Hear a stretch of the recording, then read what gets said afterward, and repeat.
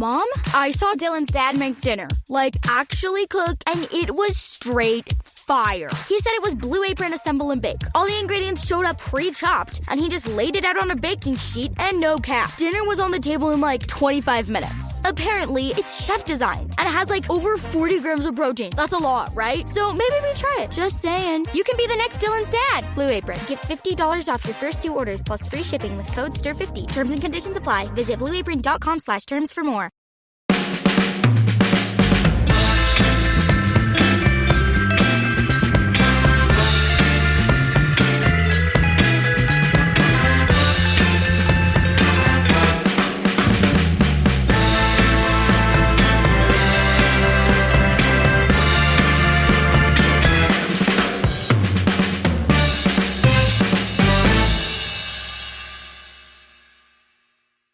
Tom, how goes it? Happy New Year.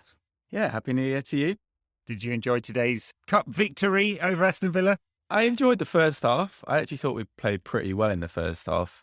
I mean, the standard for us at the moment isn't that high, so maybe I was comparing us to very much comparing us to the last 10 games or so. And I felt the whole game was just a little bit better than recently. But I think there's a caveat with that. Like, I feel like it was almost like when Biden replaced Trump as US president. Like, we were definitely better, and it's definitely a better position, but there's still massive structural problems which are very apparent. And that was the case today. Like, the second half was really quite poor, and as soon as they upped the intensity and kind of started to show us a lot less respect, we came up under a lot of pressure in that second half, and we barely could get out of the half at times, which at home against Villa is not a good sign. But I thought it was better, but like I say, better compared to what we've seen recently, which hasn't been great at all. Yeah, I thought it was interesting the BBC gave Scott McTominay man of the match. And it's one of those things about how the human brain works, isn't it? It's either the most recent things or the most important things that we remember, and he scored the goal. So let's be honest, he was completely overrun. Him and Fred were completely overrun in the second half. And I thought Jacob Ramsey was probably the best player on the pitch, completely dictated the second half. And he's a kid, but it shows you what quality he can do in there. And it's just such a mixed bag from those two. Yeah, those two being Fred in midfield, because obviously they combined for the goal. It was absolutely beautiful ball in from Fred. I mean, just pick that out. Bruno Fernandes couldn't have produced better. And the run from McTominay in the right position stayed in there, in the mixer, didn't he? And a fine header. And you think, yeah, brilliant, excellent. But the way the Villa just broke through United's midfield for almost the entire second half. I mean, at one stage, they had 65% possession in the second half. They just completely dominated United. A couple of goals chalked off. One very clearly, the second one. The other one, well, it was absolutely marginal on 3 fronts. Yeah. I was swapping messages with a former host of NQAT, and we were trying to work out what the hell it had been rolled out for. McTominay, I can't figure him out. He's not a 6 and he's not an 8, and Fred's not a 6 and he's not an 8 either. And between them, they're not much of anything. And sometimes some are something, and it's a real problem for United. I mean, it's obvious. It's so obvious. Yeah. To the point of being negligent that the club won't fix it. Yeah, and like you say, it's a deep irony that those two combine brilliantly for the goal. Yeah. But we just have so many problems with those two in midfield. Both of them are really scruffy on the ball. At times they can be fantastic on the ball, but so many passes go wayward. Their first touches aren't perfect all the time. And defensively, there's no defensive mind in them. Fred was an attacking player at Shakhtar, was an attacking player when he was growing up. They don't have like defensive discipline, awareness, nous. They're not great tacklers of the ball. If you compare them defensively to like the best centre mids in the division, like someone like Fernandinho, someone who's like bossed the midfield for ages, it's just so obvious. It's obviously so different, but they don't have the tidiness going forward either, and that's just a huge problem. Like at times they look like they can be really good, and like McTominay against Burnley was excellent, and at times today he looks like he's excellent. It's at times, isn't it? It's always at times, and you can't have that in midfield. In centre midfield, it's so important. It's so important in an offensive perspective because most of the play goes through the middle and that's where Sure. you direct your attacks. But defensively, it makes it so difficult for the defense and makes them look so bad, making Varane look so dodgy because there's just no protection from McFred. And as soon as Villa upped the intensity in the second half, that's what we saw. Going back to the first half, that was good to start from United, wasn't it? The press was on, the much talked about press. Cavani, funnily enough, joins in, doesn't he? And it helps when you have a trigger for the press and it's all coordinated. And that was true. And United won the ball back a few times through there. And it was hard for Villa because, honestly, they're not that great passing out of the back. Villa Konsa's probably better than Mings. But there was an opportunity there for United to put pressure. And that sets the tempo for the whole team. Yeah. And I thought the passing was actually pretty good in that first half. And although probably the intensity sort of dried up a little bit by the end of that half, United were a good value for going in at halftime in the lead, I thought. And it was certainly much better than a game, what do we have recently? Wolves, which was dreadful. Newcastle, which was pretty dreadful as well. Much, much better than that in the first half. And going back even further, thinking about the team sheet and when it was announced, I was like, okay, got to be honest. No surprise to anyone listening to this. My first look at the team sheet, I was like, no Ronaldo, no Maguire, happy days. and I'm being flippant, but I think it helps both ends of the pitch when neither of them are there. Maguire's been dreadful this season, and I think Ronaldo's just causing too many structural problems. And that intensity of press in the first half that United got wouldn't have happened with Ronaldo in the team. And so we just got a bit more juice out of what is a deeply flawed team for 45 minutes or so. And then not much after that.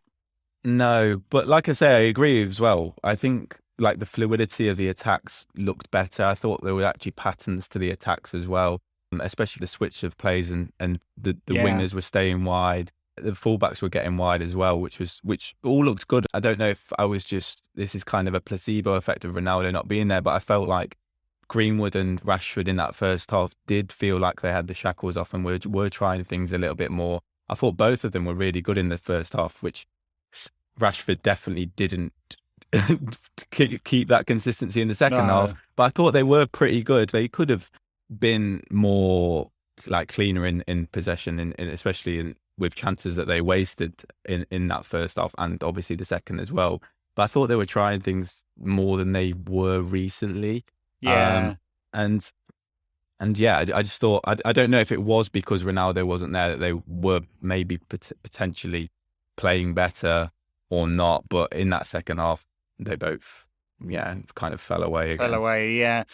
Greenwood, I guess we're waiting for him to mature because we know the quality he's got. He doesn't always pick the right pass or pick any pass, in fact. And you can kind of feel it in Cavani and Rashford when he won't pass to anyone. Yeah. And there's a moment in the second half which got an awful lot of blowback on social media where Rashford didn't follow up a ball that Emi Martinez didn't take cleanly, either looking for the cutback or back on his heels, or I don't know what it was. I don't know whether he'd got there anyway, but it seemed to kind of sum up part of this. I think he just assumed there would be a shot and didn't follow it in. That kind of summed up Rashford's second half, especially, but a lot of the game. He just seems so shot of confidence. Actually, my instincts don't go to dumping on him because he had a bad back injury and then he had a shoulder and a foot injury last season. He came back late from the shoulder operation. And so I have a lot of sympathy that he's had a lot of disruption to his football in the last 2 years. And like piling on that is the lack of confidence and the fact that just like everything seems to go wrong. So too many first touches are loose, too many passes are loose, not picking the right time to attack or to pass. That seemed to just get worse as it went on. And you can kind of see him looking at the bench when he was subbed off. He looked completely bereft, didn't he? Yeah. His body language all night was really bad. And it is, it just looks like he's got the world on his shoulders. And you kind of see Elanga come on and cheer up the crowd and has that fearlessness which Rashford had when he came through. It just makes you just wonder, where's it all gone wrong for you? I don't think it's like terminal what we're seeing from Rashford. No, I don't either. But it's been a long time. Yeah, neither of his last 2 seasons were particularly great. First half of this season's been dreadful. Last season wasn't all that great, and a fair bit of the season before was disrupted as well. So, yeah, it has been a long time he's been in a malaise, and the fear is there, clearly, because he's lost all confidence. I can't help but think about what he's had in terms of coaching under Ollie, which is basically go out there and enjoy yourself, lads. Yeah. Appears to be the instructions. And he's a young player still, learning his craft. He's flitted in his early years between playing at number 9 and playing as an inside forward. It seems like inside forward is his best position, but none of that time really has he had any detailed coaching. Came through under Van Gaal, who would have been detailed, but didn't have much time with him. Had the time under Mourinho, who famously does not coach forwards. And then Ollie, who just was one of the lads. And so I feel like the club have not done well by him. He's had all these injury problems. And now you're right with the body language. It goes with the confidence, but I think it's on the precipice of the crowd getting on top of him, isn't it? And that's gonna make it even worse. Yeah, and I felt like they were today. And obviously, especially after that one where Martinez dropped it, like even just as a thing to kind of, because maybe he wasn't going to get there if he'd busted his gut, and I don't think he would have got there, to be honest. Doubt it. But it's one of them kind of efforts that you make just to look good, and like it's putting a tackle out, a tackle on a guy who's on the side of the pitch, and the ball goes out for a throw. And the crowd loved that for some reason, and it's the kind of thing that the crowd would have just loved it if he'd have gone really hard into Martinez there. But he's not winning the crowd over even in them sort of situations as well. And then I feel like wasn't there obviously at the game, but I don't know if there were cheers when Rashford came off. Potentially sounded like it did when through the crowd anyway. Well, it never happened in the past, you know. I mean, Old Trafford was famed for never getting on the players' backs. Nope. I mean, there was that. I was at the game where Giggs supposedly got booed when he got subbed off against Blackburn Rovers, and that wasn't the case either. Then it's a very modern thing for the crowd to get on top of the players at Old Trafford. And I fear for Rashford. And I don't know what the answer is, because it's not as if he's getting a lot of game time either. He's in and out of the side, as are all the forwards bar Ronaldo. So, except for this game, of course. Yeah. I do fear for his development and his confidence and him going forward. But I think he's too good to fail. But we've seen really good players fail before, haven't we? Yeah, but you're completely right on the positional front as well, and him not having the proper coaching in place. Because when he came through, we thought he was a number 9. We've seen him play on the left and not be effective. We've seen him on the right and he's dreadful. He has all the technical attributes to be a fantastic footballer, but it's like from a positional sense, it doesn't affect games. I mean, obviously he's going through a really bad part of his career, but he doesn't affect games at the best of times, really. And he should be affecting games more because his technical ability means that he should be. He has an incredible shot on him. He has huge pace. He can beat a man pretty easily. His left foot isn't particularly great, and he's a great finisher of the ball. And he's a really good crosser as well, to be honest. He has everything from a technical perspective, not far off, but just like when you see him on the pitch, I know like confidence and body language is obviously a problem, but also from a tactical perspective, I think he is just quite lacking, which is not good, and he should be getting better. Yeah, I'm sure that's coaching. And look, we've had 6 games under Rangnick now. I'm not sure, is it 6 or 7? It's not many anyway. And they had a full week this week, and there's hardly anything. And Rangnick's list of to-dos is really lengthy. Yes. Really lengthy. And clearly it's taking a while to get the basics of who's the trigger for the press and who goes where for that, let alone detailed instructions around defending, which he's obviously focused on most for understandable reasons. United were shipping way too many. And then the forward piece. So it's going to take time. And before we know it, Rangnick will be gone and someone else will come in. Yeah. And so both Rashford, particularly concerning, Greenwood too, though, because we want him to develop into the kind of world-class talent he has the potential to become, but he's not yet. And it would be desperate if we blew that one as well. Yeah. And you see kind of the players before him who have played in the similar positions. Memphis, I would count as that. Martial, Rashford, as these kind of, I think Greenwood is a winger these days, and they've just all stalled. Yeah. And that isn't a good sign for Greenwood. And I know he's very young and it's way too early to speculate whether it'll go down the same route, but it definitely is a potential. And when you aren't coaching players, which we haven't been at this club for however many years, and Greenwood hasn't played for a manager where he's probably received proper coaching, yep, he's going to also struggle with the same tactical problems that Rashford has. And again, he's probably played throughout his career in the academy as a number 9, and now he's being asked being asked to play in these positions in senior football on the right and on the left, and you need to be told how to play that role. A lot of it will come through intuition. And the best coaches are really, really detailed on this. Pep is really detailed. For example, exactly where to be at what time in what phase of play, and I think the two of them could really do with that. Just like top level football. I may be stretching it when talking about United here, but top level football, is a chess game. Yeah, and tactically, and you need to know where the pieces are, and so it's important. Anyway, it's a concern for sure. I guess in this game, less or fewer concerns with the back four. They were put under a lot of pressure in the second half, but for the most part, United defended it pretty well. Poor Lindelof was done up like a kipper for the one that hit the bar.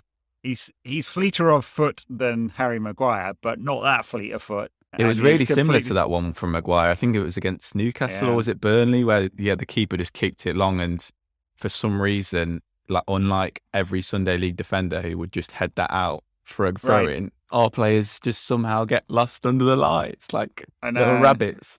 Scared of the ball. Oh, there was really, really quite strange. It's cruel, but there was that phase of play where Dalot hit a sort of ball inside. It was a bit of a loose pass, but straight at McTominay, who dodged out of the way. And I was like, this can't be right. This can't be right. So I watched it a few times, and he looks over his shoulder twice to see what's behind him, and then still lets it go. I'm like, well, Scott, really?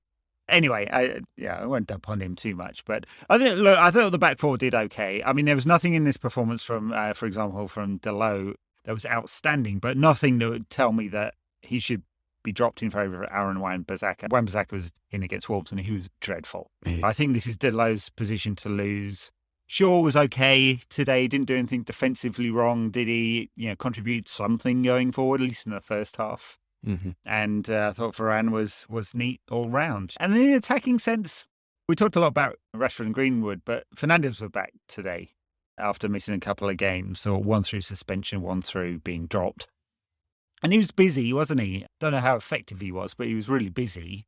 The heart of most of what United were doing in an attacking sense. Yeah, I think he played a few nice key passes over the top of the defence to Rashford and to Greenwood. I think he played both of them passes that put us in, and maybe not quite right with that, but it felt like he did. And I think you always get that with Bruno. Like he might be a little bit scruffy himself at times, and he does give the ball away a lot. But it's just that beautiful inch perfect pass that he just can pull off over time and time again to set us free on, especially when we've got those pacey wingers who can just bear down on goal. And he's excellent, obviously. He's taken a lot of criticism this season, and because he's dropped off, he's really the highest of heights, hasn't he? But I was looking at the stats because I was kind of confused about how much people are dumping on him, because the question for me is, what's the other option here? And Rangnick obviously dropped him in favour of this sort of narrow 4-2-2-2, and then he's gone to a 4-2-3-1 in this system, which sort of favours Bruno again. But he's still United's highest assist in all comps, right? Most assists, most big chances created, most goal creation opportunities. I think it's called its XG chain, right? It's in the chain of a shot creating opportunities. Like every attacking metric, bar goals, he's number one. And so even not playing well, he's central to everything United do in a creative sense. And it's not a surprise at all, because you think of that 4-2-2-2 formation, and you're thinking of kind of the two central midfielders there. I mean, where's the creativity going to come from in that sense? Yeah. There's no one who's going to play perfect passes forward. And the only person really in the squad, apart from Bruno, who can do that is Pogba. And obviously he's injured and very inconsistent when he plays anyway. Bruno's the only person who's going to bring that creativity. Yeah. That was our problem before Bruno came in. We didn't have that someone who's... Exactly, yeah. For years and years, like almost since like Scholes was there. And well, exactly. And I did kind of think when people are dumping on him, what do you want? Do you want to go back to the time when United couldn't create a chance in the game? Pre-Bruno. That's why United brought him in. So if he needs to play more to get back into form, then play him, for God's sake. He's still going to create chances. So some good stuff from United in an attacking sense. Villa, we know how dangerous they can be. I think they've had a few good results in the early part of Gerrard's sort of coming in. They got the bounce that United didn't really get, and then the results tailed off in recent times. But I'm worried about next weekend for sure. They look plenty dangerous enough to cause United problems. They had 2 goals chalked off. What do you think of the first one? And why was it chalked off exactly? I didn't think it should be at first, but then there was a replay I saw just after the game had finished. And I think it was Ramsey, wasn't it, who ran in Cavani's way. And he definitely clearly moves his body and stares at Cavani and does block him off. So maybe this is United bias coming through, I'm sure. But I actually do think it was a foul. And I didn't initially, and I thought, we've got away with one there. But the last replay that I saw, it felt to me that, he's definitely gone into there to block him. Whether Cavani's actually going to get there in that respect, I don't know. Yeah, it was interesting that, I thought it's not NFL. You can't just block people. Yeah. The interesting thing, it was given as an indirect free kick, so for the offside.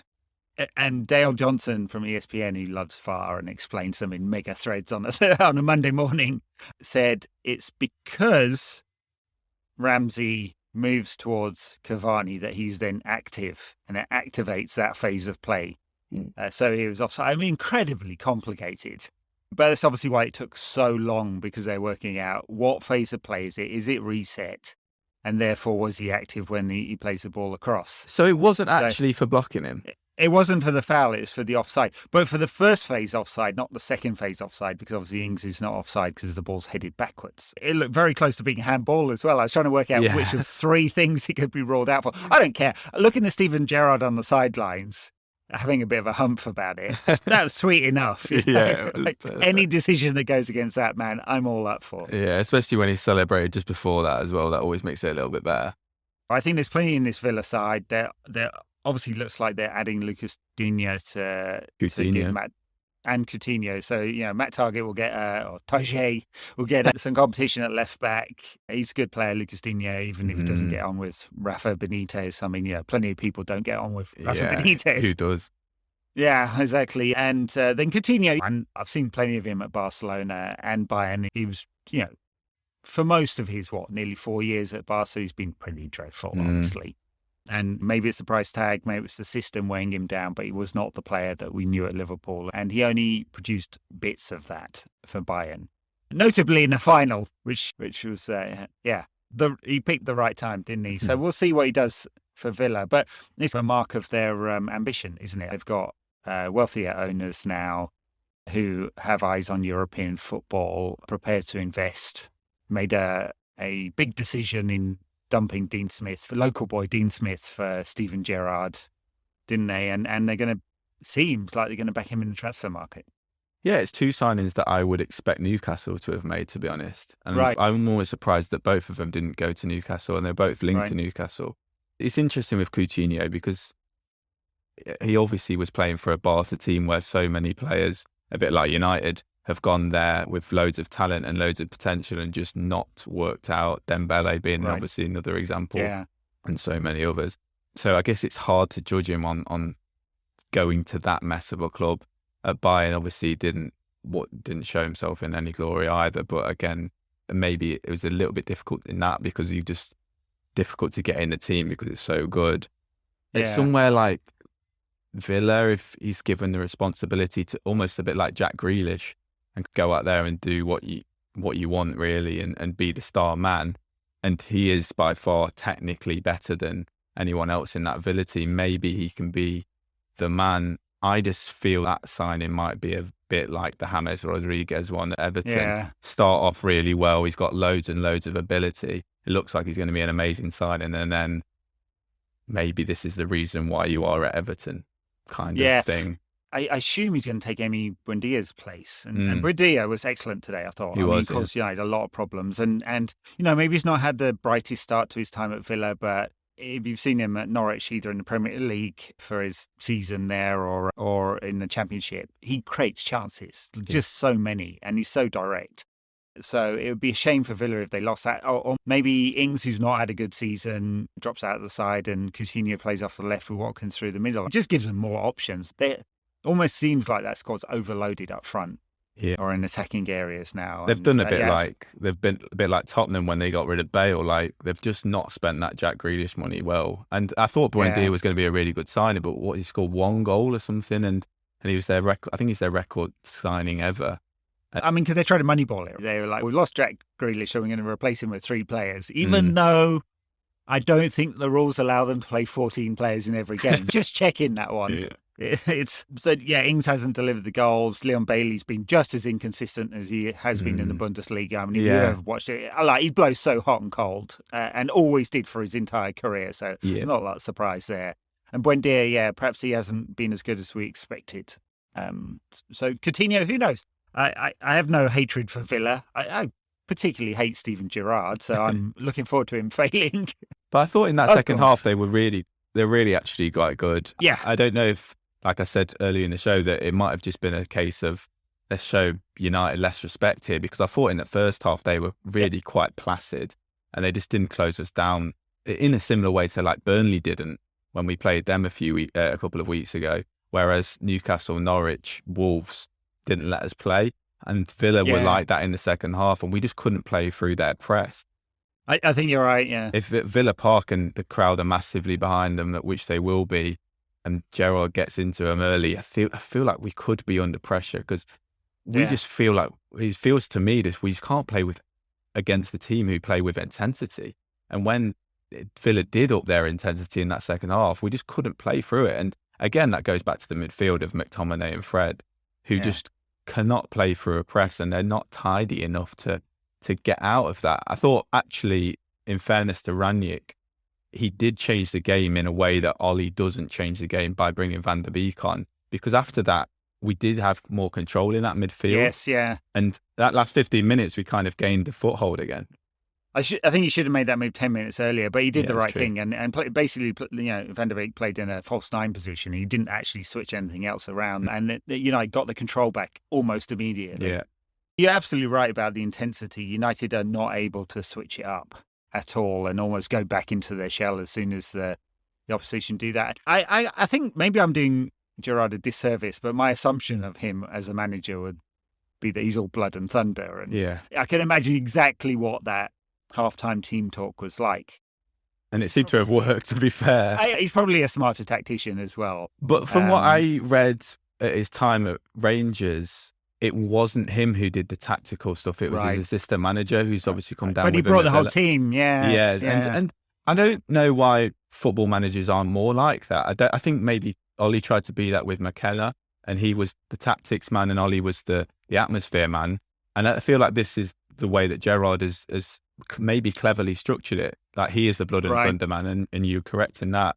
But then he has a guy for the tactics, because it should be quite easy to just do that, really. You rely on someone else's a greater knowledge. They specialise every other coaching position, don't they? Exactly, NFL it.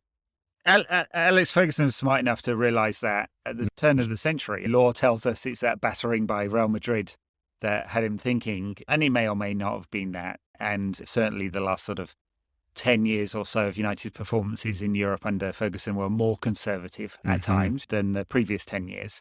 But he brought in Carlos Queiroz to do that job, and it worked for him. And Ferguson, and I think Ollie tried to model himself on the Ferguson general manager. He wasn't good enough at that, and his team wasn't good enough either. No. Rangnick is obviously taking a different approach to things, because he's the main tactics man and the main coach, and he's brought in Chris Armas, who's a mid-level MLS manager who's failed at 2 MLS clubs, and apparently the players hate, if you believe any of those stories. We'll get to that in a second. Anyway, any other thoughts on this? United are through now, 4th round, home tie against Middlesbrough. It's a good opportunity, United's only opportunity for silverware, realistically. Yeah, it's nice that we've got I say easier tie in the next round, but You see the way that Forest dumped out Arsenal, and Middlesbrough are higher than Forest in the league. So, and I feel like if Middlesbrough play with any intensity, we're going to be struggling, because we struggled against Norwich. Yeah, they will, because it's, I haven't They're seen going to be massively up for it, aren't they? They're going to be massively up for it. They'll bring a huge following to Old Trafford, and because they'll have the whole of the K stand, and it'll be all intensity and no skill. So United had better be better than them. I feel I'm sounding like Roy Keane now, aren't I? You do the work first, and then your quality shows. I know, but it feels like so much of it is mentality at the moment. Actually, I say that it's a lot of mentality and it's a lot of tactics. And like we've said at the start of this show and on the previous shows, Rangnick has a lot to do, and it's in so many different respects.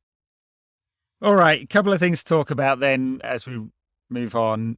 So there's been a lot of press chatter since United lost to Wolves, unsurprisingly. But, I mean, it doesn't half say a lot about where the United dressing room is at. That what I was trying to count. It's half a dozen players who've either been chatting to the press, their favourites, some of whom we know, or their agents, or both. And a hell of a lot of stories about, I just mentioned Armas, the players' views on Chris Armas. Apparently he's not that good. Players' views on Rangnick.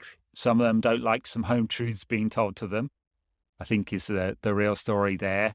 Training, the togetherness in the squad, which obviously Luke Shaw talked about after Wolves in pretty blunt terms. I think cliques in the dressing room, apparently, the Ronaldos versus the non-Ronaldos. Hey, what happens when you bring a massive, egotistical narcissist into the dressing room? Do you think causes any problems? Just a thought.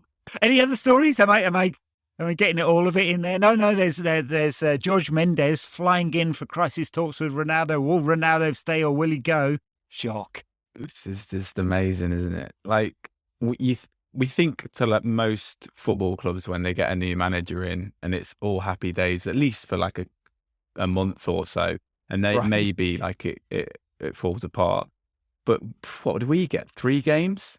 3 games grace? We didn't even get a bounce. None. And I forgot one story. There's this story about the number of unhappy players that want to leave, which went up from 11 to 15 to 17 on the same day. It's amazing. Yeah, good luck trying to sell them. Seeing as we can't actually sell anyone anyway. It's just indicative of the position that United are at the moment, and indicative of the structural problems that lay at the top of the club. Because, like as we spoke about again last time, you flip in from manager to manager who have different personalities and different worldviews and different tactical overviews, and you get into this point where you think to when Fergie obviously used to buy footballers, he bought them on ability and also personality. Yeah. And do you think that ever goes into the mind of a manager of the club when they try and sign players? I guess they just did a little bit like it, does it? Mourinho, I'm sure, would have probably thought about that a lot, but they're not really the type of players that we want to be in the club. When Mourinho's signing, I don't know, well, his favourites, I guess, people who mirror Mourinho's outlook on the world. Just an aside, but Roma lost 4-3 to Juventus this weekend at home. They were 3-1 up, and Juve pulled it back to win 4-3, and then Matthias de Ligt got sent off, and Roma missed a penalty to equalise it. Just classic. And of course, that's just too much for Mourinho's brain. Absolute meltdown afterwards, in which he accused all the players of being mentally weak. It just took me back to the time that he issued a punishment beating to Luke Shaw on a weekly basis, didn't he? I mean, he's just absolutely dumped on all of these players. It's a horrible man. You see that time early in the season where they lost to Bodo Glint in the Europa League and started dumping on all their secondary players. Like, you've only been there 3 months, mate, and you're having to go at half of the squad. I sent that around to the WhatsApp group, the famous NQAT WhatsApp group, and Paul and Tom, producer Tom, thought that was me sending a picture of a Football Manager game I had going. They didn't believe it was a real result. So, just horrible man. Just, awful. Anyway, I sidetracked us there a little. But it's just the personality of the squad. You've got players who mirror Mourinho's outlook. You've got players who mirror Ollie's outlook. You've got someone like Ronaldo who mirrors only his own outlook. Yeah. And you're going to have these cliques. It's almost this a obvious thing that's going to happen. Then the cliques and the unhappiness manifest themselves into everyone chatting to the press all the time. Who was it? Was it Gary Neville who called them moaners and whingers? Yeah, last bags, week. I think, yeah. Winch bags, yeah, nice. And then Roy Keane had a go at Harry Maguire. I mean, he likes having a go at Harry Maguire, to be honest. But Harry came out with his usual sort of apology interview. Either it's a tweet or it's a hostage video, or it's like, oh, we must come together. Maguire said something along the lines of, "I'm the captain and I'm the leader." Yeah, he did. He started it off by that, didn't he? Yeah, captain, leader, something. I'm not going to finish that, but. I was like, yeah, you got to show that on the pitch first. And that's exactly what Roy Keane said. I'm not always like nodding along to Roy Keane because most of it's Route 1 stuff, honestly, in terms of his analysis. But it's like, I would prefer the talking on the pitch when it comes to Maguire because it's, he's pretty boring and robotic, I think. Keane called him off the pitch, and on the pitch, I mean, he's even worse than that. Yeah, he hasn't got the credence to come out with stuff like that, though. He's built up nothing to suggest that he can come out and also that the players would listen to him. Right. United captains of the past: Robson, Keane, Cantona. And this guy's come from Leicester, and he was quite good at Leicester, not amazing. He had a good World Cup, and then he comes in and somehow is captain of Man United. And you think of like players like Bruno's quality, you just imagine that in his head, he's just like, am I really going to listen to this bloke?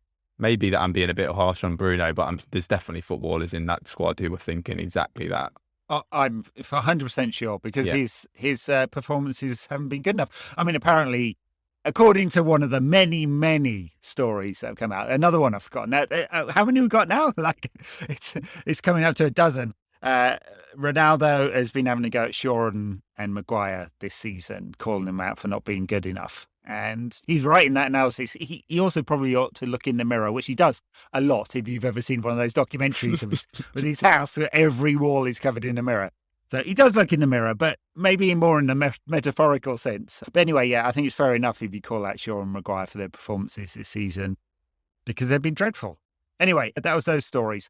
The other big story of the week, Ed Woodward confirming that he's leaving on February the 1st and Richard Arnold will take over as CEO. What are your thoughts on Woodward's legacy then? I don't know if you saw Samuel Luckhurst's article in the MAN, but he said Woodward used to believe that he had an albatross hung around his neck because of United's history, and it was such a burden that he had to take over a club like Man United, who are so rich in history and so rich in glory. I just can't believe that someone would ever think that, because look at that is a gold mine. You've just been given one of the best jobs in the world, mate. Yeah, you think this is a burden? £4 million a year, and it's not like the history was 50 years ago. Someone like Nottingham Forest, where people are just thinking about the history all the time, or someone like from a Hungarian perspective, where Hungary used to be good in the 50s, and this is what happens in Hungary. Everyone compares them to the teams in the 50s.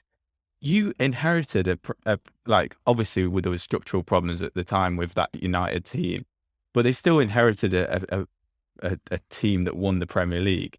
You're not taking over a team that haven't won the Premier League for 20 years, haven't won the Champions League for 20 years. And I think that just kind of sums him up, really.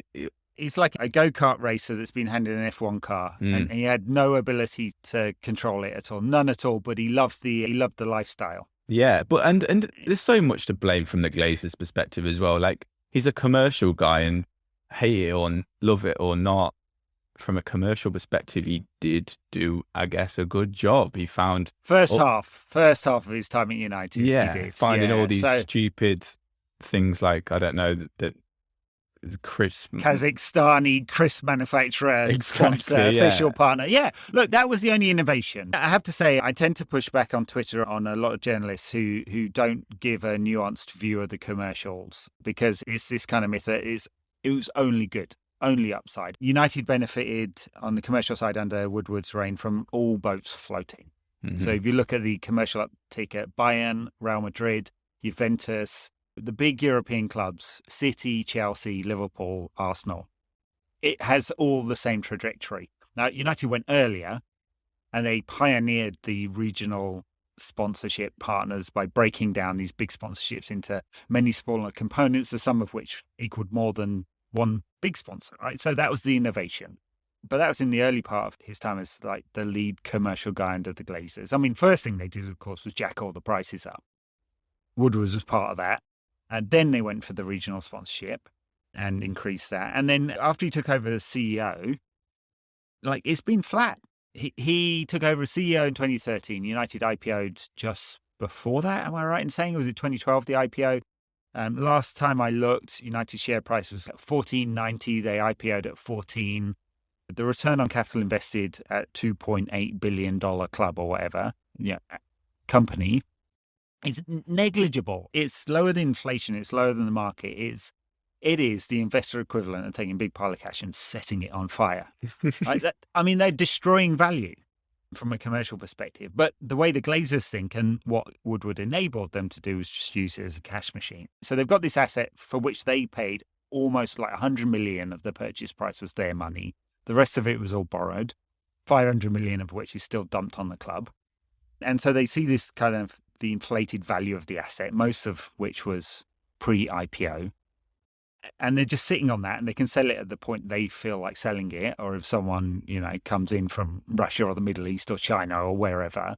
And in the meantime, they can take £23 million out, which they've just done last week, the second block of their annual dividend, and just live off that and then sell blocks of shares, which they've been doing over time. And I think they have about 70% of A-class shares now. And they sold, which one of the Glazers sold $150 million a couple of months ago worth of shares. Woodward enabled all of that. Sorry, I'm going on a big rant because I fucking hate the guy. He needs to bring back United rant. Yeah, no, I know. That's it. We dropped that because we didn't think it reflected. We didn't want to become Arsenal Fan TV podcast. Anyway, Jim White, the journalist, big United fan, summed it up really well when he said Woodward's legacy is a total failure. And there can't be a single United fan who's shedding a tear for this guy going. No. Now, Woodward's number 2, Richard Arnold, is the man that's taken over. So I don't have a lot of hope for what the future brings because he'll be taking instruction from Joel Glazer. I don't think structurally much changes. Now, they might tinker around the edges. There's talk of Fletcher and Murtaugh and the football department getting more autonomy, which if they do is good. If they do a good job, question mark, because who knows? This is the problem. There's so much wrong with the football inside. And when Ranić took over, I was really surprised that he had done because I thought he would have looked at the way that United is structured and just took one look and ran away, because it feels like from the outside that it's too political, it's too bureaucratic. Yeah. And for it to change would need, I would have thought, Ranić to take full control over the whole footballing side of the club. But that doesn't seem like it's going to happen. No, it looks like at best scenarios, he's basically in the consigliere to Murtaugh. Mm-hmm. And if Murtaugh gets more power, who knows? Apparently in the interview process, Murtaugh did the first call and he also talked to Woodward and Fletcher. But I don't think he talked to Joel Glazer. At least it's not been reported. And that feels like the key missing interview. And it should have gone the other way around with Ranić asking that exact question. What is the scope? That's what I don't really understand about this whole thing. I don't get what Ranić is getting out of this, because he's not one of them types of managers who just wants a big club on his CV. He wants to go into a club and make a huge difference. I thought that he was that type of guy.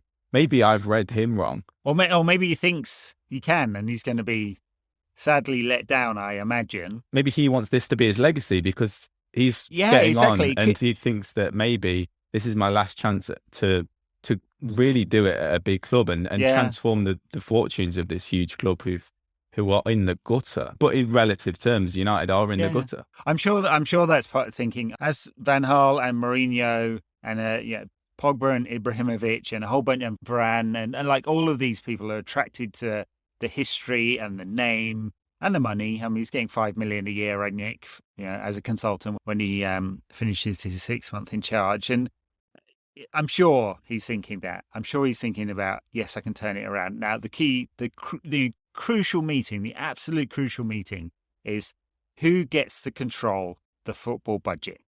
Mm-hmm. Because if it's set at the beginning of the season, you have X million, 320 million for the wage budget and 100 million on transfers, and you stick it into all one big pot and you say, right, that's your football budget. We've got a capital budget, we've got a football budget, we've got the Glazers piggy bank budget, whatever that. If that is really autonomously given over to the football side of the business, then that's a good thing, very good thing. Now, after that, it's got to be executed well. And United truly are the banter club when it comes to executing well and anything on the football side of the business, because as much as he denies it through his friends, like old Big Ears at the BBC and others in the press, Woodward had his hand on everything United did in football terms. Everything. And you know this because whenever there was Varane stepping out onto the pitch, holding his number 19 shirt, the unveiling, Woodward's people let it be known that he had a key part to play in bringing Varane to the club. Mm-hmm. He couldn't help himself, ever. And hopefully Richard Arnold is not of that profile. He's more introverted, so people say, never met him. He's a tough negotiator. He's laser focused on the business. I hope so. Ed Woodward liked the glamour and the glory, and he's got a vineyard and he liked the vino too. So people say. So I have heard from people who know him.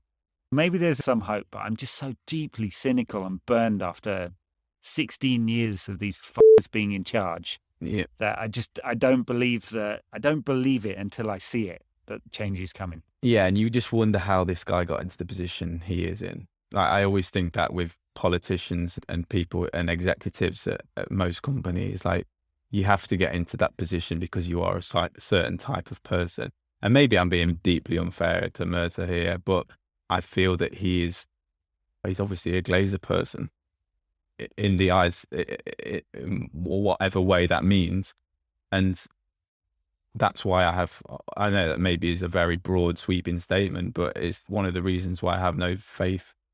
And also just, it's hard to have faith in anything that the Glazers touch, because it's just been like misery upon misery for so many years now. Well, for all the flatness in United's commercials, United still generate lots of cash. So there's always that to fall back on, if only. Yeah, and they can use a club like a piggy bank if they want, because 23 million in dividends is a drop in the ocean compared to, which is always their argument, right? A drop in the ocean compared to United's overall revenue, if the club can get it right. If the club can get it right on the football side of the business, the value of the business will increase. I talked about the stock market. If United just tracked the stock market, not overperformed, the club would be worth $7.2 billion right now. Wow. Just tracking the stock market, not 2.8. And so that's the value they've destroyed by stupid decisions. Mm-hmm. And if they just make the basics right, United will be in a much better position. And like we've said before, it is the basics. It's not rocket science.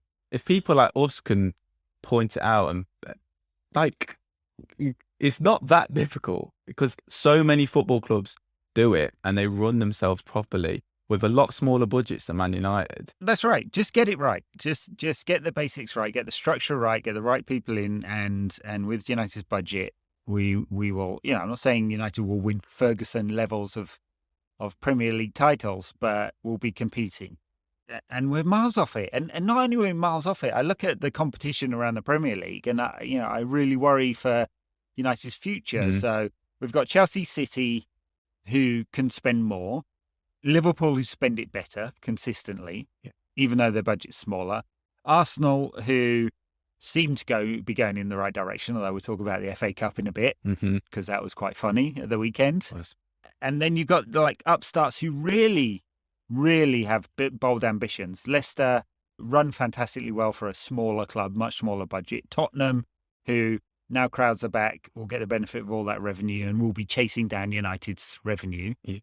And Villa, who are massively ambitious. And then you've got the office team of the Public Investment Fund of Saudi Arabia, who will be spending bucket loads of cash. That paints a really bleak picture unless Arnold can get this right. Yeah, you're really right. That is really quite depressing when you put it like that. For more of this content, you can head over to HKT on our Patreon and back us there, yeah. Anyway, moving on, I guess. We got Villa at the weekend. Well, you've seen Villa recently. I haven't actually. Know much about them. No, I think they're any good. Not seen them for a while. I mean, after that speech, I feel like, is there any point of Saturday's game? But like I said earlier, I'm afraid of their intensity. If they're intense against us, we're going to struggle. And we have been dreadful away from home as well recently. I would like to pick up the tone a little bit and flip it to a bit more of a positive outlook, but I don't feel like I can, and I'm sorry. I was just looking through Villa's results. Obviously, they lost today. They lost against Brentford. It was a good game, actually, last weekend. They lost against Chelsea. They had a couple of matches called off for COVID. So that early bounce has disappeared. They lost against Liverpool. They're unlucky in that one, and lost against City. Was Smith out by then? Yeah, Smith was out by the City game, wasn't he? So they've had a couple of victories over Norwich. Well, no shakes there. And Leicester, who are pretty mixed. And Palace since late November. So a real mixed bag from Villa. Probably not performing to the standards of the quality of their squad. 13th in the Premier League. They're better than that, aren't they? I think. And they caused us a lot of problems today. Just a lot. And as you mentioned earlier, intensity of the crowd. I think that second half will be instructional for them. They had 57% possession today overall, much more than that in the second half. It kind of feels like that's the pattern. Or is that too negative? No, I don't think it is. And it's hard to say that it's going to be any different from that second half because it doesn't look like we are getting a lot better. It doesn't look like we're getting better. Like I thought the first half today was good. Like I say, we had more patterns to our play. There was more fluidity in the attack. Even in the first half, though, we struggled defensively and we got countered on too easily. They got in on our defence too easily, as we spoke about. And I just feel that we aren't getting better and they're not a bad team and we've struggled against worse teams than that recently. And that's why I don't have any positivity ahead of this game. Yeah. Which is quite bad because we won tonight. At the end of the day, we did win tonight and looks reasonably okay at doing it, but we did make hard work of it. And the problem is, my biggest problem is just the structural problems don't seem to be getting any better. And even without Ronaldo today, I thought we looked a bit more fluid, but then we weren't probably good enough to justify him not playing on Saturday, probably. He's got a hip flexor problem, which can last. So I think it'd be touch and go whether he plays at the weekend or not. But if he's fit, he'll play. Yeah. And it would have been nice if we'd have gone out there today and won 4-0 and then we could have and played absolutely amazingly and we could have gone, we don't need him. Maybe I'm being harsh on Ronaldo anyway. Maybe he will improve this side. I have my doubts about that, to be honest. But it's just there are huge structural problems, and the midfield is obviously one of the huge problems. And I don't think we're going to sign anyone in this January window. Doesn't look like it. 10th of Jan, nothing's happened. Doesn't look like there's any. What budget there is will be safe for the summer, I imagine, for the new coach. And assuming there's going to be a new coach. And it's always just a tough time to buy anyway, isn't it? And I feel like just the problems are just going to persist throughout the season. And I don't think it's really going to get too much better when we have that midfield. If you wave 60 or 70 million at Brighton or Leicester for Ndidi or Yves Bissouma, I think, of course, both of them over at the African Championships at the moment, but wave a load of money, I think they might do business. But still, that's not going to happen, and United are going to struggle through with this. And it's really short-sighted because there's every chance that United miss out on the Champions League. Yeah. Every chance. And given our history, that's going to cost 50 million, just straight off, missing out on the Champions League. Miss out on it again the season afterwards, which, given United only make 1 in 2 anyway in the post-Fergie era, it's the coin toss, isn't it? Yeah. And that will cost even more like 100 million, given some of the clauses and some of the contracts. So it's pretty short-sighted, I'd say, bordering on negligent to not fix this problem. Anyway, let's get back into all the big problems. But that is the heart of it all, isn't it? And it's where Villa are some strength. I'm assuming Coutinho will be available for the weekend's game, and they'll add some strength there. And I feel a bit. I don't feel awesome about. Given what we saw in the second half of albeit a victory, I don't feel awesome about what's coming up. And it's hard not to look at the bigger problems of this whole team when you just see it so glaringly obvious on the pitch.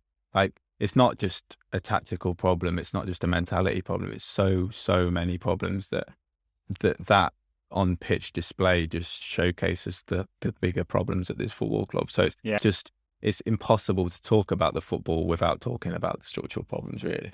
No, I think you're right. And I've dragged you down to my level by upping the level of cynicism. We're going to talk about the FA Cup and other stuff for backers content, including Nottingham Forest's victory over Arsenal, in which James Garner was excellent. If United are looking out there for a midfielder at all. And he also took a good free kick. Yeah. It'd be nice to have some of them in our team. Didn't we hire a set-piece coach? I mean, I remember very distinctly we hired a set-piece coach. Talking about Banter Club earlier. This guy's a joker, isn't he? Yeah, you're abysmal. Abysmal. Yeah. I want to know what he's smoking. And I want some. Offensively and defensively. Like that, their goal today, maybe Cavani would have got there if he didn't get blocked off, but the ball was in the air for about 5 minutes and they still had a free header. Yeah, it's dreadful. Yes. Anyway, we'll talk about that and other stuff. Thanks, everyone, for listening. Tom, what's your Twitter address? Where can people find you? It's Thomas Mortimer without the H and with a Z on the Thomas. Very good. On Twitter, and I'm at NQ80pod. We're on Facebook, YouTube, Instagram, probably somewhere else. I don't think we're on TikTok. Never set that one up. Not sure you could dance around a podcast, but anyway, we'll see you all next week. And hopefully, touch wood, a good performance against Villa.